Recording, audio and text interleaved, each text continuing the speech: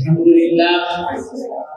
لله وكفى والصلاة والسلام على عباده الذين اصطفى اما بعد میں آج کے اس نشست میں اپنے نوجوان ساتھیوں سے کچھ باتیں کرنا چاہتا ہوں۔ تاریخ کے ہر دور میں نوجوان ہر انقلابی جماعت کا ہر اول دستہ رہے ہیں۔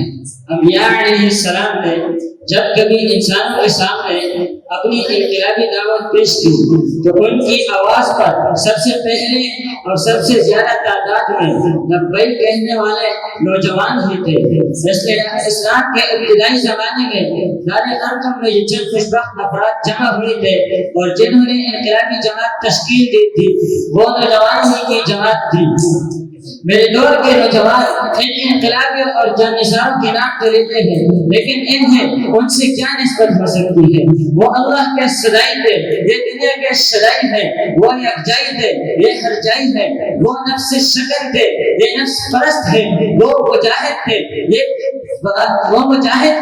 یہ مجاہد ہیں، وہ بہادر تھے، یہ بزدل ہیں، وہ آپس میں مہربان تھے، یہ آپس میں غضبناک ہیں، وہ غیور اور خوددار تھے، یہ غیرت اور خودداری سے خالی ہے، وہ سراپا کردار تھے، یہ سراپا گفتار ہے، وہ نشے توحید میں سرشار تھے، یہ بس پہ نفس منفر مست ہے، وہ شہادت کے تلاشی تھے، یہ شہادت سے گریزہ ہے، وہ قلم تھے، یہ زمین ہے، وہ پھول تھے، یہ کانٹے ہیں، وہ بہار تھے، یہ فضا ہے، وہ نور تھے، یہ ظلمت ہے، وہ عدل تھے، یہ ظلم ہے۔ ان کا وجود باعث رحمت تھا، ان کا وجود باعث رحمت ہے۔ میں علامہ اقبال کے ان اشعار پر اپنی بات ختم کرتا ہوں۔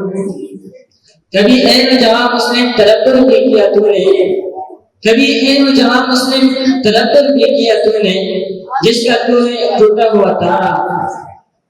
تجھے اس قوم نے پالا ہے آغوش محبت میں، کچل ڈالا تھا جس نے پاؤں میں تاج سر ڈالا۔ اگر چاہوں تو نقشہ کھینچ کر الفاظ میں رکھ دوں، مگر تیرے تخیل سے گزرتا رہے وہ نظارہ۔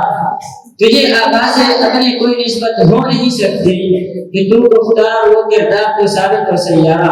اللہ علیہ وسلم۔